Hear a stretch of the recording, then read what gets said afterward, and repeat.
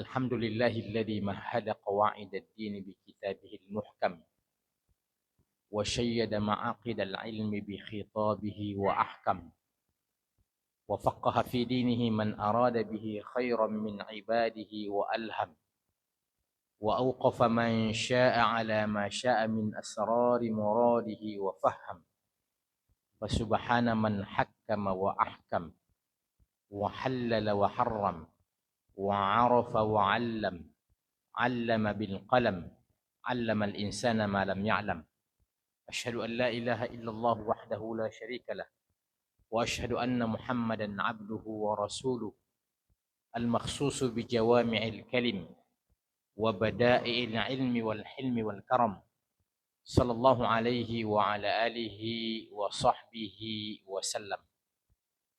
Sidang jamaah salat subuh yang dirangkaikan dengan taklim yang sama-sama insyaallah dirahmati dan dimuliakan oleh Allah Subhanahu wa taala. Pertama-tama sekali kita masih berada di bulan Syawal, walaupun tinggal ya 1 hari mungkin 2 hari. Saya secara pribadi ingin mengucapkan taqabbalallahu minna wa minkum kullu amin wa antum bi khair pada kita sekalian. Doa yang merupakan harapan kita agar Allah Subhanahu wa taala bisa menerima baik setiap amalan-amalan yang kita kerjakan. Maka andaikan kita bisa memastikan bahwa ada satu amalan saja yang pasti diterima oleh Allah Subhanahu wa taala, itu sudah membuat satu bentuk kesyukuran yang tak terhingga bagi kita. Dan karenanya jamaah sekalian, tema kita pada subuh kali ini adalah bermuhasabah setelah melewati bulan suci Ramadan. Apa itu muhasabah jamaah sekalian? Muhasabah dikutip dari perkataan Umar bin Khattab, salah seorang khulafaur rasyidin. Beliau pernah mengatakan, hasibu anfusakum qabla an tuhasabu. Hisablah diri kalian sebelum kalian dihisab. Apa itu hisab? Diperiksa. Kalau di dunia ini ada pemeriksaan yang serius, bukan sekedar ditanya biasa, tapi sampai pada tingkat diinterogasi. Maka kira-kira muhasabah itu adalah langkah mengevaluasi diri kita sebelum kita ditanya, bahkan sampai diinterogasi di hadapan mahkamah dan pengadilan Allah Subhanahu wa taala di hari kemudian kelak nanti. Maka Umar bin Khattab mengatakan, hisab memang dirimu, evaluasi memang dirimu sebelum datang pertanyaan yang bertubi-tubi itu. Kemudian yang kedua, dari Al-Quran tentang pijakan dasar muhasabah itu, di antaranya firman Allah yang terdapat di dalam surah Al-Hasyr ayat 18. A'udzu billahi minasyaitonir rajim. Ya ayyuhalladzina amanu taqullaha wal tanzur nafsum ma qaddamat lighadin wattaqullah. Innallaha khabirum bima ta'malun. Kata ulama, ini salah satu di antara ayat muhasabah. Ayat mengevaluasi diri, di mana Allah Subhanahu wa taala mengajak dan mengundang, memanggil kita semua yang masuk dalam kategori orang-orang yang beriman. Ya ayyuhalladzina amanu. Wahai orang-orang yang beriman. Kalau di daerah Bugis saya biasa dengarkan ya penceramah di sana, ya ayyuhalladzina amanu sininna taumateppe. Itu Masya Allah kalau kita paham itu satu bahasa itu meresap itu. Ya ayyuhalladzina amanu, hai orang-orang yang beriman. Ada perkataan seorang sahabat lagi yang bernama Ibnu Mas'ud tentang kata-kata ya ayyuhalladzina amanu ini dalam Al-Quran. Beliau mengatakan, idza sami'tallaha yaqulu bi ya ayyuhalladzina amanu fa'ar'iha sam'aka fa innahu imma amrun yu'maru bihi aw nahyun yunha an. Apabila kau mendengarkan ayat atau kita mungkin baca sendiri yang mana ayat itu dimulai dengan kata-kata ya ayyuhalladzina amanu. Ya ayyuhalladzina amanu itu dalam Quran sekitar 100 kali berulang. Yang paling populer adalah ya ayyuhalladzina amanu kutiba alaikumussyam. Maka kata Ibnu Mas'ud, setelah kata-kata ya ayyuhalladzina amanu, perhatikan baik-baik, akan datang di antara dua kemungkinan saja. Polanya itu ya ayyuhalladzina amanu hanya dua saja. Yang pertama, ada kemungkinan akan datang perintah. Yang kedua, ada kemungkinan akan datang larangan. Jadi kalau kita baca ayat yang dimulai dengan kata-kata ini, Pak, pasti salah satunya disuruh atau dilarang. Jadi konsekuensinya menjadi orang yang beriman memang siap disuruh dan siap dilarang. Jangan coba-coba menjadi orang yang beriman kalau tidak siap disuruh dan tidak siap dilarang. Biasa orang mengatakan, kenapa kau suruh-suruh saya? Iya. Kalau Anda bawahan ya harus siap. Kalau tidak siap, ya jangan jadi bawahan. Keluar dari instansi ini. Saya ini direktur, saya ini pimpinan. Kira-kira seperti itu, Pak. Maka itu yang pertama. Fa imma amrun yu'maru bihi.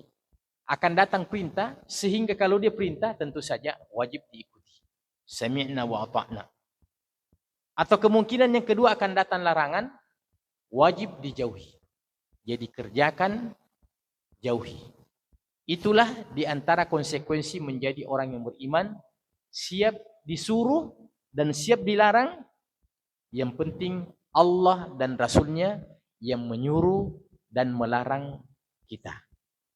Dan ayat ini adalah pada kategori perintah. Ya ayyuhalladzina amanu ittaqullah. Bertakwalah kepada Allah. Kita disuruh bertakwa kepada Allah Subhanahu wa taala. Memang takwa ini dia bersifat mengeneralisir.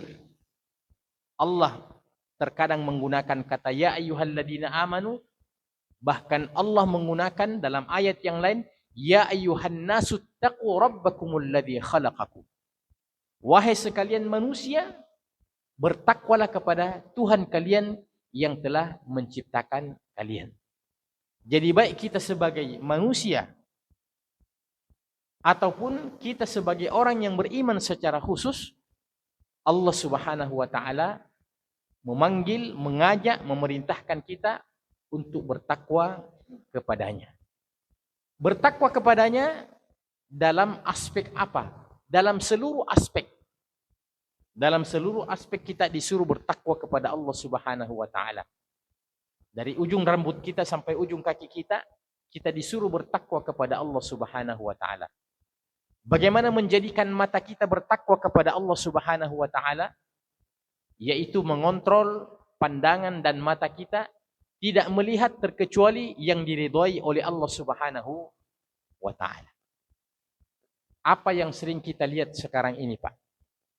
Yang sering sekali kita pandang, sering sekali kita lihat, kira-kira apa kira-kira ini yang pokoknya intens sekali. Ya, ini HP ini.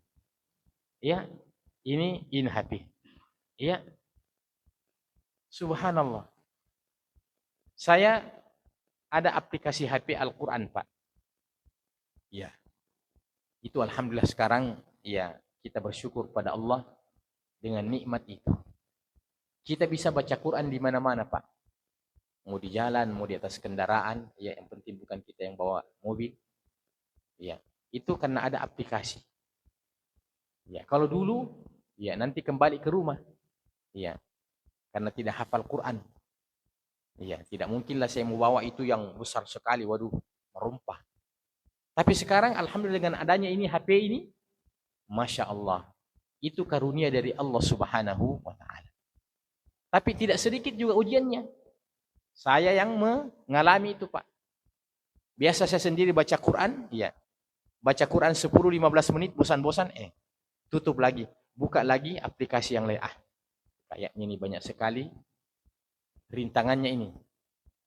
Yang paling aman itu kalau baca Quran, ya, dari kertas langsung yang dicetak. Nah, itu tidak ada yang bisa dibuka-buka aplikasi di situ. Ya.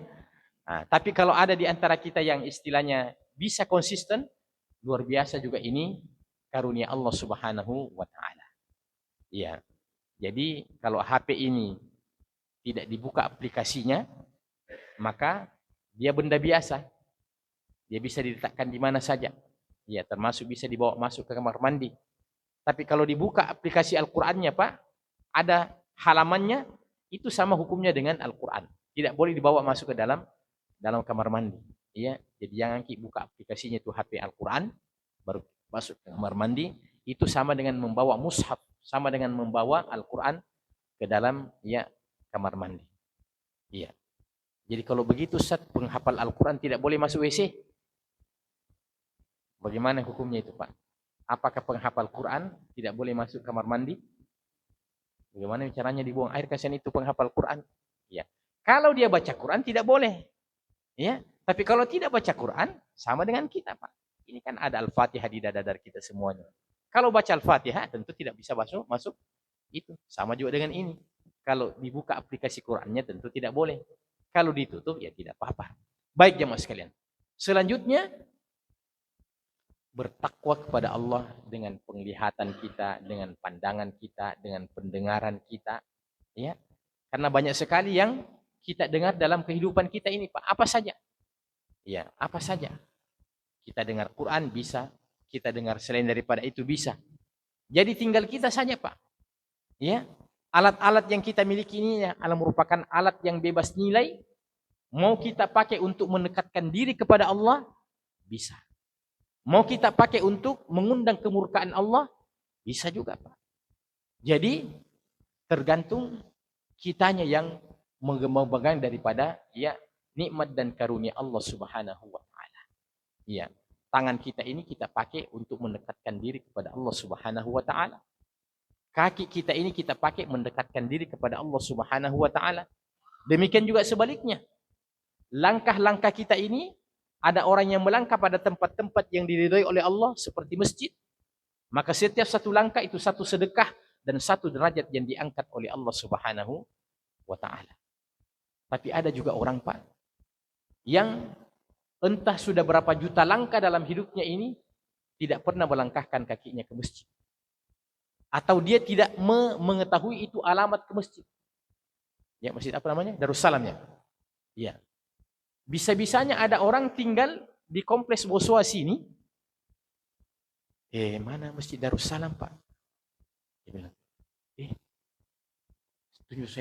saya tanya dulu, Pak Di. Ya Allah, padahal 100 meter dari Masjid Darussalam, orang Islam, dia tidak tahu Masjid Darussalam. Iya. Tapi kalau kita tanya, di mana ada restoran di sini? Nah, tahu semua itu restoran, Pak. Ya. Satu-satunya dia tidak tahu adalah jalan menuju masjid. Ya, maka ada ungkapan yang mengatakan, ya, gunung pun akan kudaki, lautan akan kuseberangi, tapi masjid dia lewati. Iya kan, Pak? Banyak orang, Pak, mau kemana saja, oke. Kita ke menyeberang pulau lain-lain, oke. Ya, kita terbang ke Jakarta, oke. Kita ke masjid, Yoloni. Biasa begitu Pak, ada orang dipanggil, sudah azan ini Pak, ayo kita ke masjid. Duluan Miki Pak, duluan Miki. Coba bayangkan Pak. Kita ajak dia untuk sama-sama kita masuk ke dalam surga, dia bilang duluan Miki. Jadi mau di dalam surga nanti kalau umpamanya sudah tiba saatnya, ayo kita masuk ke dalam surga. Duluan Miki kita, ada ton jalanku saya. Nah 2 ji itu di hari kemudian Pak. 2 ji. Ya, tidak ada opsi ketiga. Immal jannah wa imman nar. Surga atau neraka. Jadi kalau tidak jalan ke surga Pak, pasti jalan ke neraka. Tidak ada itu kemungkinan, ya Allah, kalaupun saya tidak dimasukkan ke dalam surga, yang penting jangan kau masukkan juga ke dalam neraka. Apa mau? Kalau bisa ya Allah, adakah antaranya surga dan neraka, di situ mau saya simpan. Persoalannya tidak ada antaranya surga dan neraka. Immal jannah wa imman nar. Hanya surga atau neraka. Kalau di dunia ini Pak, kita gagal di satu tempat, masih banyak opsi-opsi yang lain. Mungkin ada yang pernah di sini mendaftar, mau menjadi anggota dewan, mau menjadi apa, ya, tidak lolos, masih banyak opsi yang lain Pak. Bisa jadi pedagang, bisa jadi petani, bisa jadi macam-macam. Iya, tapi di hari kemudian tidak ada. Kata Allah tentang kehidupan dunia ini, wa tilkal ayyamu nudawiluha bainan nas. Itulah hari-hari yang kami putar keadaannya dalam kehidupan dunia ini maksudnya. Bagaimana maksudnya Allah putar keadaan ini dalam kehidupan dunia? Maksudnya tidak ada orang yang kehidupannya dalam kehidupan ini stagnan Pak. Ada saatnya kita lapang-lapang, tiba-tiba besok lagi sempit-sempit lagi. Itulah kehidupan dunia Pak. Ada saatnya kita sehat, ada saatnya kita sakit, ya. Ada saatnya macam-macam. Itu di dunia selalu berubah-ubah keadaan kita. Tapi di hari kemudian Pak, tidak lagi terjadi perubahan itu. Sekali bahagia, itu artinya Anda akan bahagia selama-lamanya dan tidak akan pernah lagi ada kesengsaraan setelah. Itu kehidupan akhirat Pak. Tapi begitu Anda sengsara, maka ketika Anda mengalami kesengsaraan di alam barzakh itu, maka itu artinya kesengsaraan yang abadi, yang tidak akan pernah lagi ada kebahagiaan setelah. Maka bahagia, sengsara, kaya, miskin, sehat, sakit, di atas, di bawah, ya, itu hanya dunia Pak. Dan itulah yang Allah katakan tadi, wa tilkal ayyamu nudawiluha bainan nas. Itulah hari-hari yang kami pergilirkan dalam kehidupan ini. Akan tiba saatnya Allah tidak putar lagi keadaan itu, tapi Allah cuma memberikan salah satu di antara keduanya. Immal jannah wa imman nar. Ya. Tidak ada itu yang seperti ceramahnya Ustaz Dasat biasa bilang, orang neraka pergi ke surga, anjang sana. Itu cerita kosong itu. Ya. Tidak ada itu yang begitu Pak. Ya. Itu hanya pikiran dunia itu. Adapun tentang kehidupan akhirat, dia tetap surga, neraka. Maka jemaah sekalian, mari kita melanjutkan tentang muhasabah kita. Selanjutnya, Allah mengatakan, wal tanzur nafsum ma qaddamat liqadin wattaqullah. Ini intinya Pak. Setelah Allah menyuruh kita bertakwa, Allah bilang, wal tanzur nafsun ma qaddamat liqadin. Dan hendaklah setiap orang memperhatikan apa-apa yang telah dia kerjakan. Ini tema yang kita pilih Pak. Bermuhasabah setelah Ramadan. Karena amalan mega proyek yang tidak ada lagi yang mengalahkan itu Pak, itu bulan Ramadan. Tidak ada lagi amalan yang paling besar, yang paling istimewa selain daripada bulan Ramadan. Andaikan kita beramal 11 bulan di bulan yang lain, tidak akan dapat menyamai satu malamnya atau satu harinya daripada bulan Ramadan. Kita sudah hafal ayatnya itu Pak, Lailatul Qadri khairum min alfi syahr. Lailatul Qadar itu lebih utama nilainya pada malam itu dibandingkan beribadah di bulan lain 1000 bulan lamanya. Coba bayangkan Pak. Nilainya malam itu Pak, paling minimal kita bisa katakan satu malam itu tentang Lailatul Qadar di bulan Ramadan itu setara dengan 1.000 bulan. Berapa itu 1.000 bulan kalau kita konversi dalam hitungan tahun Pak? Ada yang sudah hitung itu Pak? Berapa tahun itu kalau 1.000 bulan? Nah berarti belum ada yang hitung. Hitung-hitung itu Pak, supaya kita tahu. Ya, saya ku tahu nih Pak, karena penceramah Kak. 1.000 bulan itu sekitar kurang lebih 84 tahun. Sekitar 84 tahun. Iya. Jadi mendapatkan keutamaan itu saja pada malam Lailatul Qadar itu, Allah dongkrak amalan kita sama ketika kita beribadah 84 tahun. Nah, belum ada mungkin di sini yang 84 tahun di sini. Iya. Yang dekat-dekat mungkin sudah. Ya. Tapi biasanya kalau 80 itu enggak injak di masjid biasanya. Ya. Ada seorang sahabat di zaman setelah Nabi wafat, itu sahabat Nabi namanya Abu Ayyub Al-Ansari, itu pergi berjihad di Turki pada hari ini, umurnya pada waktu itu sudah 100 tahun. Jadi ada sahabat yang sudah berumur 100 tahun, Pak. Ya, itu masih pergi berjihad. Itu tempatnya iya, Erdogan sekarang di Turki. Ya, namanya dulu Romawi. Ya, namanya dulu Romawi. Baik, kita lanjutkan. Allah bilang wal tandur nafsum ma qaddamat liqad. Hendaklah setiap orang ini memperhatikan apa-apa yang telah dia kerjakan. Ketika Allah menyuruh kita untuk bertakwa dalam konteks ayat ini, Allah bilang bertakwalah kepada Allah. Tapi ketika Allah menyuruh kita untuk melakukan muhasabah, Allah menyuruh kita untuk melakukan sendiri-sendiri. Dengan mengatakan hendaklah setiap orang. Jadi masing-masing kita. Jangan kita serahkan sama orang lain untuk kita mengetahui tentang di mana letak kelemahan-kelemahan kita. Tapi mari kita memeriksa diri kita sendiri, mari kita mengakui dan jujur ya untuk menemukan di mana letak-letak kelemahan kita. Ya. Ini setelah Ramadan ini, jauh drastis lagi ini dengan situasi saya di bulan Ramadan. Ya. Kalau di bulan Ramadan, ya. Baru azan atau bahkan sebelum azan, saya sudah ada di masjid. Ya. Kenapa Bu? Sudah 3 hari ini, lumayan kalau dapat saya tahiyat terakhirnya imam. Ya. Coba, di bulan Ramadan disiplin, Masya Allah. Ya. Tapi, setelah bulan Ramadan, belum habis bulan Syawal, selalu terlambat. Ya. Selalu masbuk. Ya. Jadi, spesialis masbuk. Ya, spesialis masbuk. Iya. Saya tidak mengapa belak-belakan di sini Pak, karena tidak ada yang kusinggung, tidak ku tahu yang mana sering begitu. Iya, kalau di masjid saya tidak mau Kak ceramah begini Pak, karena ku tahu yang sering masbuk. Nanti dia tersinggung. Kita mau tuduh saya bilang saya singgung, dan tidak ku tahu siapa yang sering masbuk di sini. Tapi merasalah.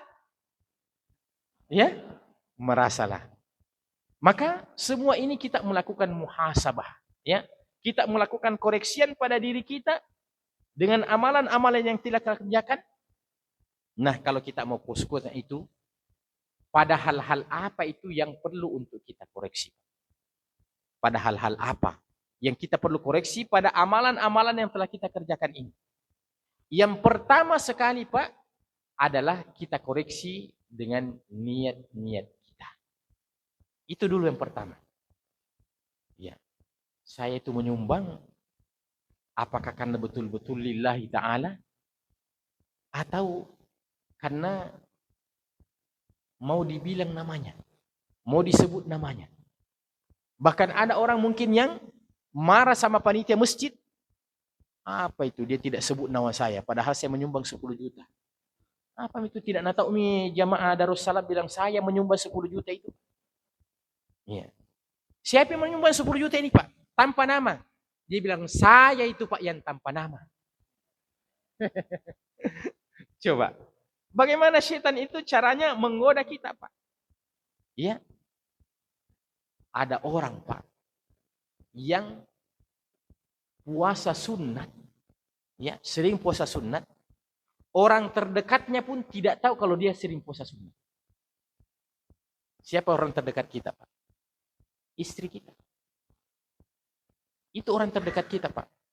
Ada orang-orang dulu yang sering puasa sunat, istrinya pun tidak tahu kalau dia puasa sunat. Jadi dia kibuli istrinya, dalam tanda petik. Setiap dia mau pergi kerja, bilang buatkan bekal lah. Dibuatkan bekal. Jadi tentu istri mengatakan, berarti untuk makan suamiku nanti ini kalau sudah tiba makan siang. Ternyata bapak ini, ya, itu disaksikan oleh banyak orang. Setiap dia pergi kerja itu, selalu dia sedekahkan itu makanan bekal dari istrinya. Dia sedekahkan kepada ya orang-orang yang membutuhkan di jalan. Akhirnya ada orang yang cerita sama istrinya, bilang itu suamimu bagus sekali. Sering dia kasih ya orang-orang di jalan itu makanan kayaknya.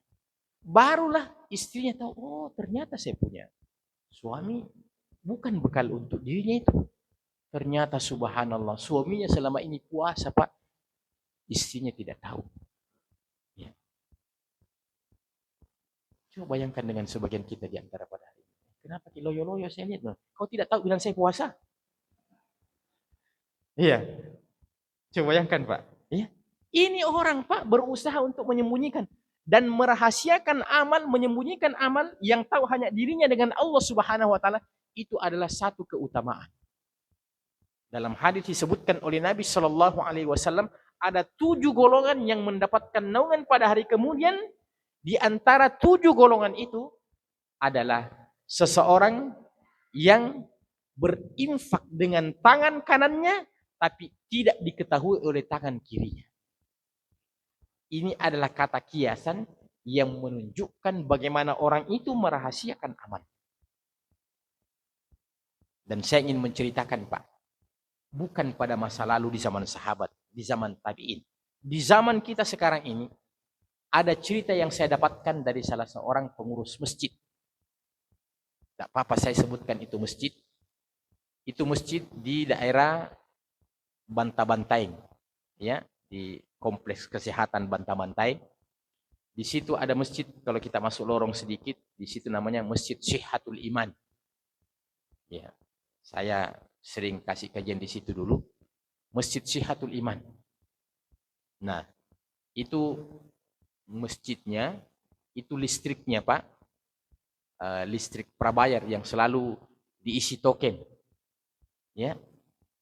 Nah, itu masjid Pak. Menurut pengurus masjid, panitia masjid itu setiap mau diisi token listrik itu selalu penuh. Pokoknya 500.000, 1 juta isinya kan, kan berbulan-bulan dipakai itu. Jadi itu pengurus masjid, tidak usah isi dulu karena selalu ada yang isi. Tapi tidak ditahu siapa yang isi itu Pak. Siapa yang belikan ya pulsa itu listrik. Ya, tidak ada yang tahu Pak. Coba bayangkan. Orang bertanya siapa kira-kira ini. Tidak ada juga yang mengatakan. Tidak ada yang mengatakan saya itu, tidak ada. Ya. Kalau kita Pak baru kita tanya siapa nih? Masa kita tidak tahu Pak? Nah, sejak dulu saya begitu. Coba. Ini Pak di Masjid Syihatul Iman bukan masa lalu, ini sekarang ini. Bagaimana caranya diketahui bahwa besar kemungkinan si fulan itu ada salah seorang jamaahnya yang tiba-tiba meninggal dunia. Salah seorang jamaahnya ya meninggal dunia. Salah seorang Pak Haji di situ meninggal dunia. Begitu meninggal dunia Pak, beberapa hari setelah itu ternyata sudah tidak ada yang isi ini listrik ini. Kan kalau tidak diisi itu kan dia menangis Pak toh? Iya, nah itu kalau kita dengar di rumah itu menangis itu kasih diam cepat, belikan pulsa cepat. Ini Pak, begitu meninggal beliau ini sang Pak Haji ini, Masya Allah. Semua orang menyimpulkan beliau ini Pak, beliau ini yang yang mengisi token listrik selama ini. Subhanallah. Dia rahasiakan amalnya selama hidupnya, pada akhirnya juga tersingkap bahwa dialah orang yang melakukan amal soleh itu. Jadi ini satu keutamaan, Pak. Ya, satu keutamaan. Ya, termasuk satu keutamaan kalau suami itu punya istri kedua tidak diketahui istri pertama. Itu luar biasa.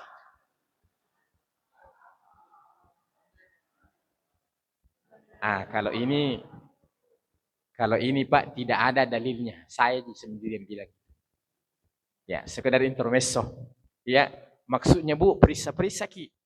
Siapa tahu Bapak itu tidak tenang tinggal di rumah ya, cari-cari Ki. Siapa tahu ada ya informasi-informasi. Ya, sekedar intermezzo saja. Baik. Jadi, wal tanzur nafsum ma qaddamat lighadin. Hendaklah setiap orang memperhatikan apa yang telah dia kerjakan pada masa lalunya. Yang pertama, kita evaluasi tentang niat-niat kita. Karena Nabi mengajarkan kita diantaranya dalam doa kita, inna salati wa nusuki wa mahyaya wa mamati lillahi rabbil alamin. Salatku, ibadahku, bahkan hidupku dan matiku lillahi rabbil alamin. Inilah orang yang tidak punya beban dalam hidup, Pak. Jadi orang yang selalu mengatasnamakan amalannya itu untuk Allah Subhanahu wa taala, inilah orang yang tidak punya beban hidup. Bagaimana maksudnya? Jadi orang yang senantiasa melakukan sesuatu karena Allah Subhanahu wa taala, orang yang tidak punya tekanan, tidak punya beban dalam hidup ini, tidak punya masalah dalam hidup ini. Ya. Kenapa, Pak? Karena orang mau tahu dia beramal, dia tidak tahu, tidak ada masalah. Ya. Itu tadi contohnya. Kalau dia habis menyumbang, kalau bukan karena Allah Subhanahu wa taala, nah tahu gitu orang bilang saya menyumbang itu tadi. Nah, itu menjadi beban bagi dirinya. Dia pulang ke rumah, aduh, enggak tahu orang bilang saya menyumbang ini padahal saya menyumbang tadi. Tapi kalau karena Allah Subhanahu wa taala, Anda mau tahu, Anda tidak tahu, enggak ada urusan. Inna salati wa nusuki wa mahyaya wa mati lillahi rabbil alamin. Mari kita melatih diri kita, Pak. Mari kita melatih diri kita, membiasakan diri kita. Ya, ini membutuhkan latihan untuk senantiasa beramal, ya, yang tidak perlu diketahui oleh orang. Yang tidak perlu diketahui oleh orang. Terutama amalan-amalan yang memang ya bisa disembunyikan. Ada juga amalan yang tidak bisa disembunyikan, Pak. Seperti sholat jamaah. Saya tidak mau pergi sholat jamaah nih, saya mau sembunyikan di rumah saja. Ya. Salah juga itu, Pak. Ya, tidak bisa tidak dilihat orang itu. Tinggal kita menjaga niat-niat kita. Itu yang pertama. Yang kedua yang perlu kita koreksi, Pak. Pada amalan-amalan yang telah kita kerjakan adalah poin yang kedua yang berkaitan dengan bagaimana tata cara kita beribadah. Jadi setelah niat, yang berikutnya adalah tata cara kita beribadah kepada Allah Subhanahu wa taala. Ada orang yang mengatakan yang penting niatnya ikhlas. Saya katakan belum cukup, Pak. Dalam kaitannya dengan ibadah, Pak, itu belum memadai, belum cukup orang itu beribadah hanya mengandalkan keikhlasan. Tapi di samping dia ikhlas, caranya juga yang benar. Iya. Kalau umpamanya ada orang yang sholat subuh. Iya. Umpamanya. Bagaimana kalau jamaah Masjid Darussalam ini sepakat sholat subuh 3 rakaat. Ikhlas karena Allah Subhanahu wa taala. Pasti langsung viral ini masjid, Pak. Langsung viral itu sampai ke Mekah itu viral. Ada di Indonesia, di daerah Minasaupa. 3 rakaat sholat subuhnya. Ya. Jangankan 3 rakaat sholat subuhnya, ya, terlalu cepat saja Idul Fitri Idul Adha, itu langsung viral. Contohnya An-Nazir yang ada di mana itu? Ya. Ya. Ya. Artinya lain daripada yang lain. Ya. Kalau selama ini kan antara Muhammadiyah dengan pemerintah ya duluan sehari. Tapi ini biasa 2 hari sebelumnya dia sudah duluan sholat Id. Pernah katanya ada yang tanya, kenapa itu An-Nazir selalu cepat katanya sholat Idul Fitri atau Idul Adha? Coba mikir Pak. Apa jawabannya? Dan ini susah dijawab Pak. Dia bilang, kita kan mau cepat masuk surga. Ada jawabannya itu Pak. Ini yang kata Imam Syafi'i. Saya sudah keliling ke mana-mana. Tidak ada yang bisa mematahkan argumen saya kalau berdiskusi tentang masalah-masalah hukum. Tapi begitu saya berhadapan dengan orang bodoh, saya tidak bisa apa-apa. Nah itu Pak. Jadi kalau kita ini berdiskusi, berdiskusilah, carilah orang-orang yang punya pijakan dasar ilmu. Ya, jangan dibati-bati itu orang yang tidak punya ilmu. Menghabiskan waktu saja Pak, menghabiskan waktu saja. Maka kita ini membuka wawasan ya pada orang-orang yang kita bisa ambil manfaat. Jadi itu yang pertama, tentang cara. Apa adanya tentang cara itu? Contoh, Nabi bilang, "Shallu kama ra'aitumuni usolli." Ya. Salatlah sebagaimana kalian melihat aku salat. Ini hadis Pak, di zaman Nabi paling gampang diamalkan. Paling gampang diamalkan ini hadis di zaman Nabi. Yaitu umpamanya, katakanlah Nabi salat sunat. Ya, kalau Nabi itu salat sunatnya kebanyakan di rumah. Karena dekat rumahnya dengan masjid. Tapi katakanlah Nabi sholat sunat di masjid. Nah, paling gampang itu ditahu. Oh, bagaimana caranya itu Nabi takbir. Oh, bagaimana caranya itu Nabi meletakkan tangannya. Bagaimana caranya Nabi itu ruku. Bagaimana caranya itu Nabi sujud. Iya kan? Maka di zaman Nabi, gampang mengetahui itu, mau cek. Langsung saja lihat Nabi.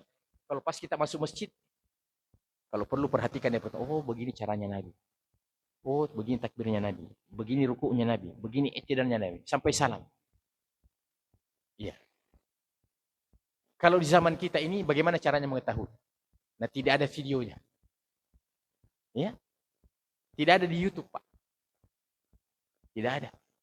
Ya, biasa kalau ada itu hanya namanya Muhammad. Ya, terus ada cahaya-cahayanya. Ya, ilustrasi saja.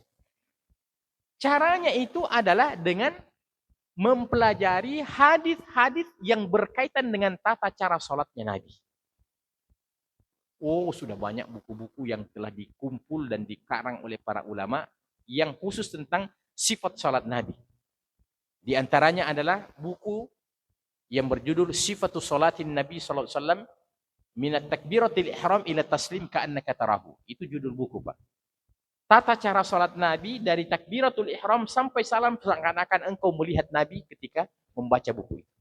Itu karangan Syekh Nasiruddin Albani, seorang ulama kontemporer di zaman ini. Itu bisa kita mengetahui. Ya, kita ambil contoh Pak, kita ambil contoh. Ini perlu kita kasih contoh. Umpamanya dalam hadis itu disebutkan bahwa Nabi Shallallahu Alaihi Wasallam itu ketika takbir membaca Allahu Akbar, ya, tinggi tangannya itu yang pertama riwayat yang menyebutkan itu yang sejajar dengan bahunya. Sejajar dengan bahunya. Ini kan bahu. Oh, berarti sejajar. Ya, kita perkirakan mami Pak, karena tidak ada fotonya kan. Oh, kalau sejajar berarti begini. Nah, itu pendekatan saja. Ya. Riwayat yang kedua yang menyebutkan bahwa itu sejajar dengan telinga. Ini menunjukkan bahwa ini ada dua opsi. Lebih daripada satu cara yang Nabi ajarkan. Jadi ada yang satu saja. Ada yang lebih daripada satu. Nah, maka kalau kita melihat ada orang yang sholat. Allah. Berarti riwayat yang pertama itu disebut, dia amalkan itu. Berarti dia tahu ini hadis ini. Kalau ada orang yang angkat-angkat. Allah. Berarti riwayat yang kedua. Yang dia angkat-angkat sampai sejajar dengan telinganya. Itu yang kita tahu Pak. Ya. Tapi kalau ada Allah, yang mana kira-kira hadisnya itu saya ini sudah lama baca hadis, tidak pernah ku dapat itu yang sejajar dengan kepalanya atau lebih tinggi daripada kepalanya. Kan bisa Allah, kan bisa saja Pak. Jangan kita menganggap ibadah itu terserah kita. Ibadah itu ada caranya Pak, ada ukurannya. Iya. Jangankan kita sholat Pak. Ibu-ibu saja buat kue itu ada takarannya, gulanya, garamnya, apanya, ya kan Bu? Iya. Kalau terlalu banyak garamnya keasinan. Maka ibadah itu juga ada ukurannya Pak. Niatnya, caranya. Nabi bilang, salatlah sebagaimana kalian melihat aku salat. Iya. Saya khawatir, jangan-jangan sebagian di antara kita, takbir ini bukan rawahul Bukhari, bukan rawahu Muslim, bukan rawahu Tirmidzi, ya, tapi rawahu siapa? Rawahu dirinya sendiri. Rawahu dirinya sendiri. Direwatkan oleh dirinya sendiri. Akibat karena dia tidak belajar. Akibat karena dia tidak belajar. Maka contoh ini membuat kita termotivasi untuk belajar lagi. Iya. Apalagi Nabi bilang, khudu anni manasikakum. Ikutilah cara berhajiku. Khudu anni manasikakum. Ikuti cara berhajiku. Alhamdulillah kalau kita di Indonesia ini Pak, kita bersyukur pada Allah. Karena semua calon jamaah haji sebelum berangkat pasti ada manasik hajinya Pak. Bahkan berkali-kali manasik haji. Bagaimana kalau kita di Arafah, bagaimana kalau di Musdalifah, apa yang kita lakukan ketika di Mina. Ya, bagaimana cara kita tawaf dan seterusnya. Alhamdulillah.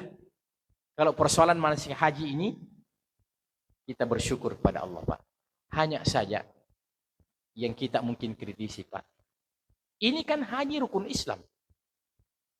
Mestinya semua rukun Islam ini harus dimanasikkan Pak.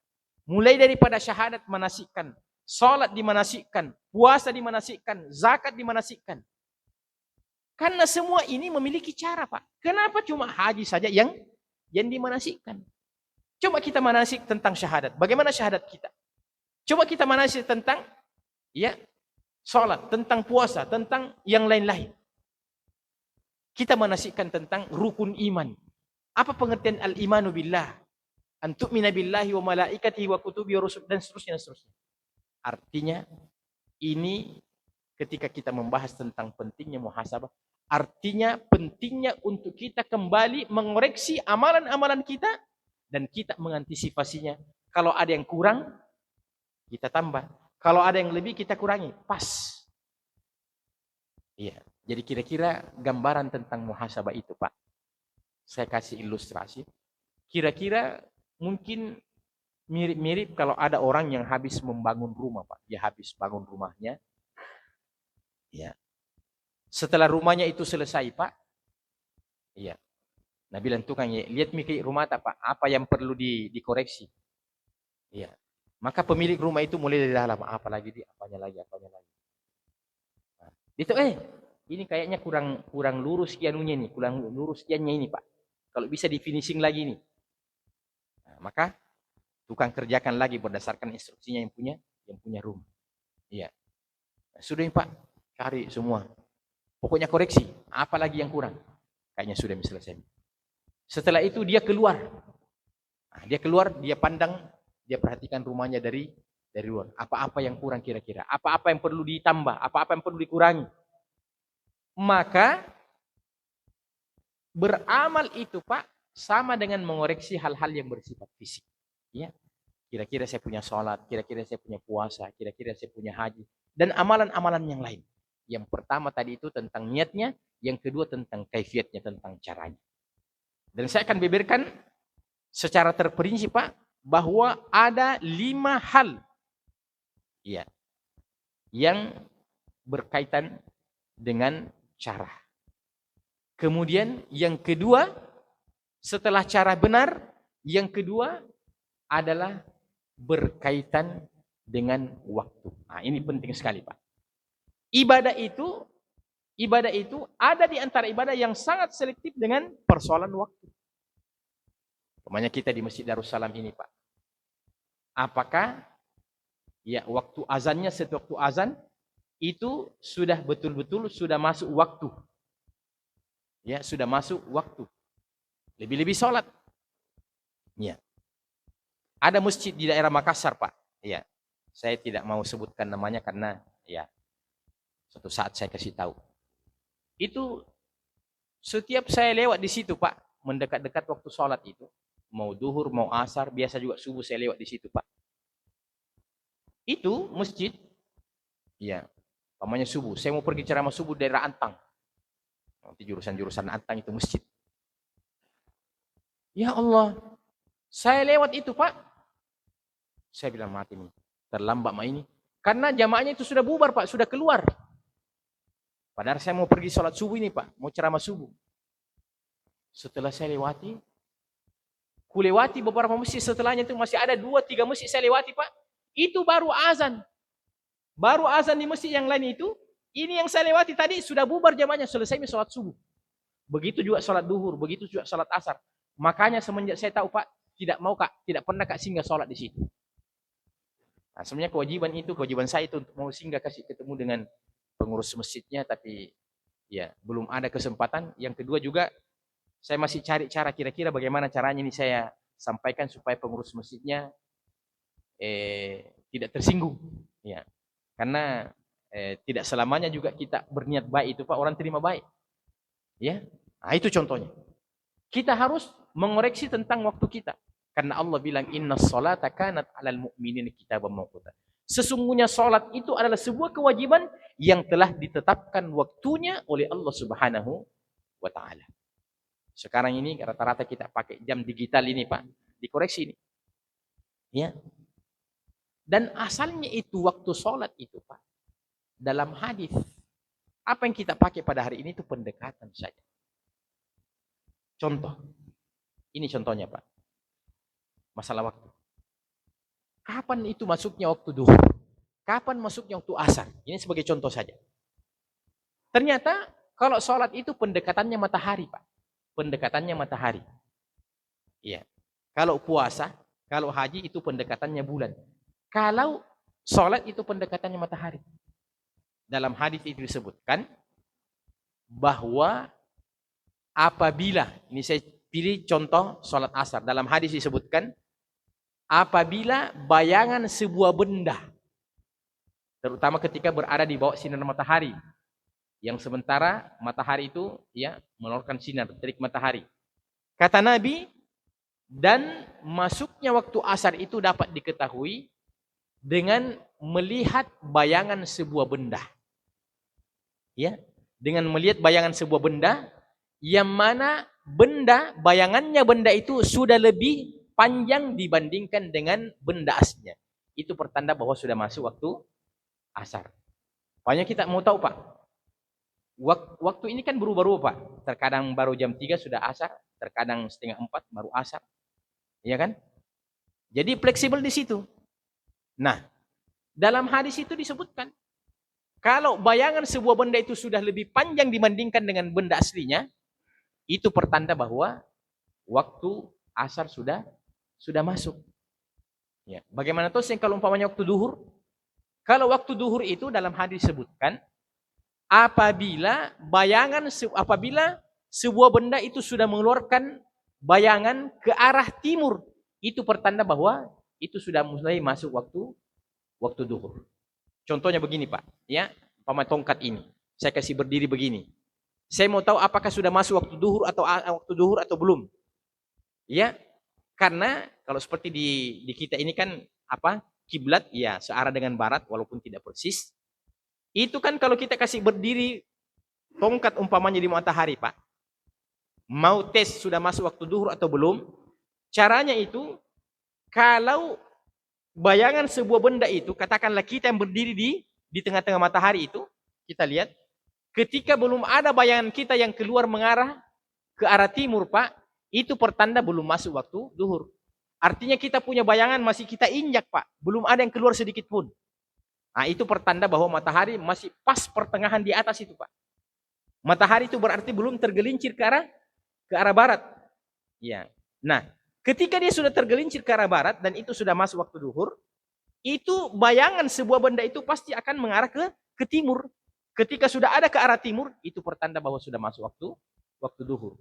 Untuk mengetahui waktu asar, ketika bayangan sebuah benda sudah lebih panjang dibandingkan dengan benda aslinya. Berarti kalau masih sama, itu belum masuk waktu asar. Ini contoh pendekatan saja.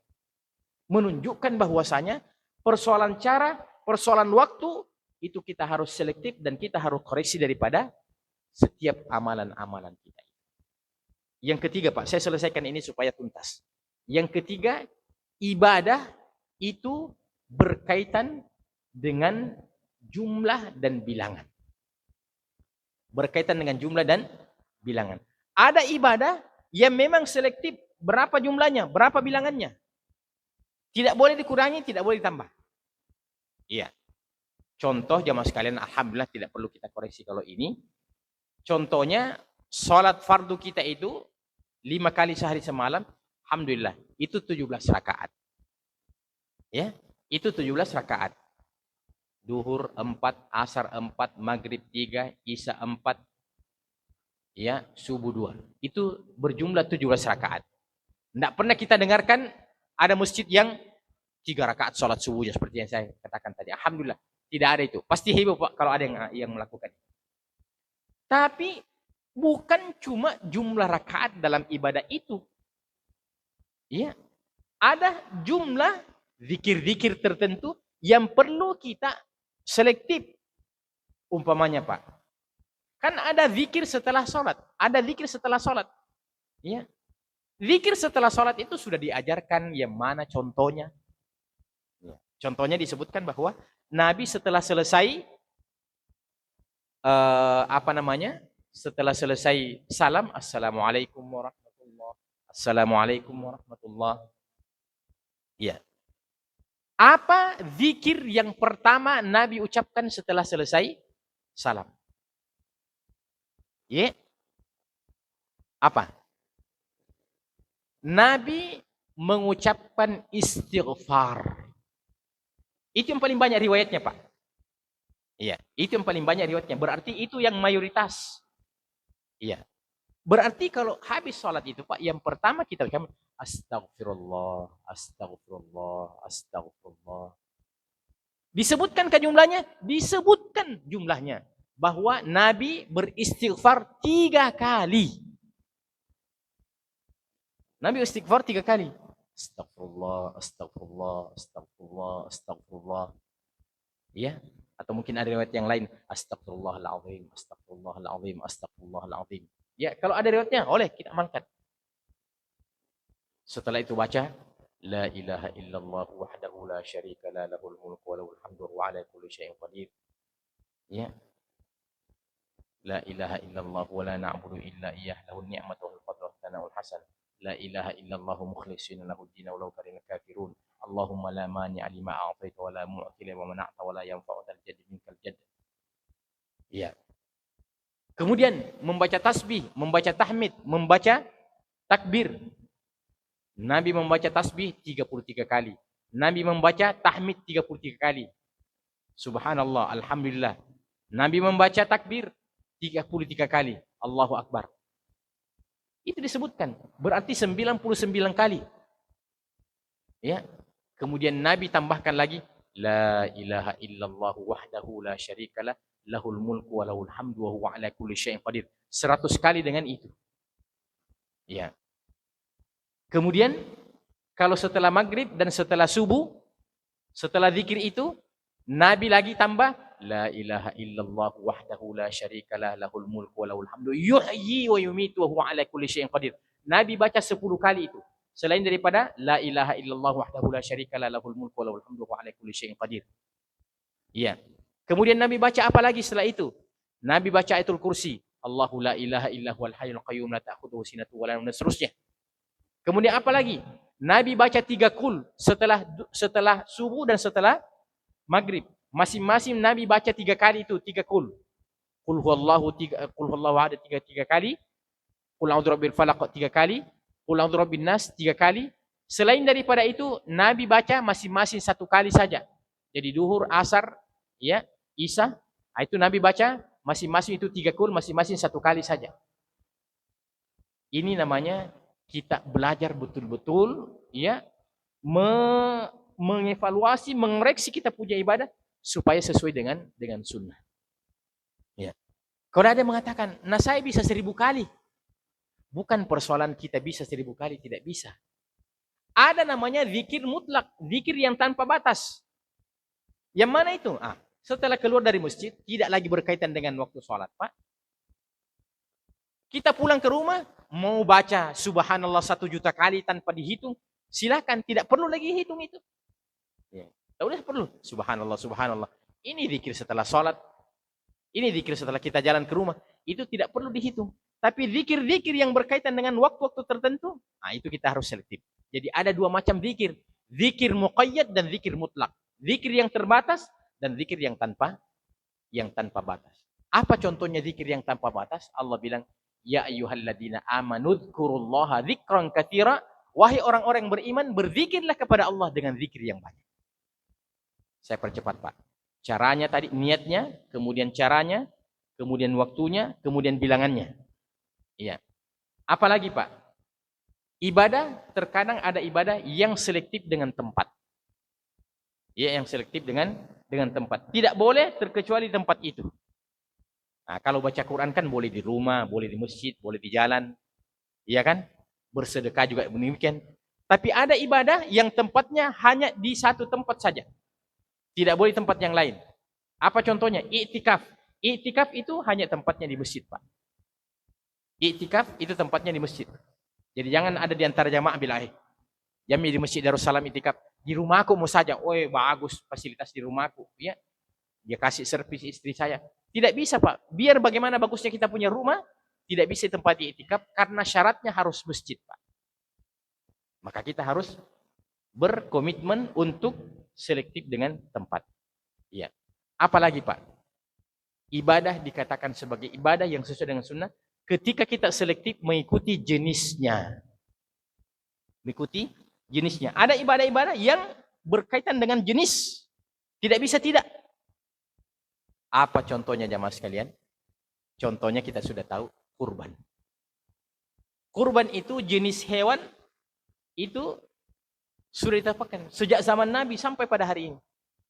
Kalau kita orang Arab, iya. Atau kalau mau pesan onta dari Arab Saudi, boleh juga. Ya. Itu heboh itu, Masya Allah. Di masjid Darussalam, rata-rata jamaahnya itu berkurban dengan unta. Bilang dari mana? Bilang mereka pesan dari Saudi. Dari Masya Allah. Luar biasa itu, Pak. Ya. Nah, kita tidak punya unta. Yang kedua, kalau tidak unta, dengan sapi. Ya. Kalau tidak dengan sapi, nah ini pilihan. Dengan kambing. Iya. Maka hanya 3 saja. Iya. Kalau ada di antara kita yang suka daging kuda, tidak bisa, Pak. Tidak bisa. Umpamanya saudara-saudara kita Jenek Ponto banyak kudanya. Tidak bisa orang Jenek Ponto bilang, kami orang Jenek Ponto mau berkurban dengan kuda, karena rata-rata kami lebih senang kuda daripada yang lain. Tidak bisa. Tidak bisa. Harus dengan salah satu di antara 3 ini. Bagaimana kalau umpamanya rata-rata orang tidak suka daging? Kita tidak suka daging. Menaikkan tekanan. Tidak bisa karena alasan dengan tekanan darah tinggi, sehingga berkurban dengan ayam kampung saja. Tidak bisa, Pak. Karena ibadah itu berkaitan dengan niatnya, berkaitan dengan caranya, berkaitan dengan waktunya, berkaitan dengan bilangannya, berkaitan dengan tempatnya, berkaitan dengan jenisnya. Termasuk yang masih menjadi bahan polemik kadang-kadang adalah ketika kita mengeluarkan zakat fitrah, Pak. Ya. Kita mengeluarkan zakat fitrah itu apakah dengan makanan pokok atau bisa dengan uang? Nah, apakah bisa dengan uang atau harus makanan pokok? Kalau yang direkam sepanjang sejarah, Nabi, sahabat, para tabi'in, sepanjang sejarah itu mereka mengeluarkan zakat fitrah itu dengan makanan pokok. Apa makanan pokok di negeri itu? Maka itu yang dikeluarkan. Kalau kita di sini, ya beras. Bagaimana hukumnya berzakat fitrah? Dengan uang saja. Berapa harganya itu kalau sekian 4 liter? Nah, kasih keluar saja dengan uang. Dari segi kecenderungan, Pak, saya secara pribadi mungkin lebih kusuka uang dibandingkan dikasih beras. Lebih kusuka uang, Pak. Karena kalau uang ini kita mau beli apa saja bisa. Nah, tapi yang kuat itu bahwa asalnya kita mengeluarkan zakat fitrah itu dengan makanan pokok, karena hikmahnya kita mengeluarkan makanan pokok sebelum sholat Idul Fitri adalah Idul Fitri itu adalah hari raya yang merupakan hari bergembira, Pak, hari bahagia. Nah, standarnya orang yang bergembira bahagia itu, Pak, semua orang kenyang pada hari itu. Tidak boleh ada orang yang kelaparan gara-gara tidak mendapatkan makanan. Karena hari Idul Fitri. Nah, kalau uang yang dipakai, bisa saja orang itu, dia tidak punya beras, dia bilang, jam saya makan, dia yang penting saya dapat baju baru. Syariat telah menetapkan bahwa yang Anda paling butuhkan skala prioritas adalah makanan dulu, baru baju baru. Maka semua ini kalau kita koreksi, kita evaluasi, itu akan kembali kepada apa yang kita sebutkan tadi dalam poin-poin yang berkaitan dengan wal tantur nafsun ma qaddamat lighadin. Demikian jemaah sekalian, semoga bermanfaat. Lebih dan kurangnya mohon dimaafkan. Subhanakallahumma bihamdika asyhadu an la ilaha illa anta astaghfiruka wa atubu ilaik. Wa akhiru da'wana alhamdulillahi rabbil alamin. Wassalamu alaikum warahmatullahi wabarakatuh.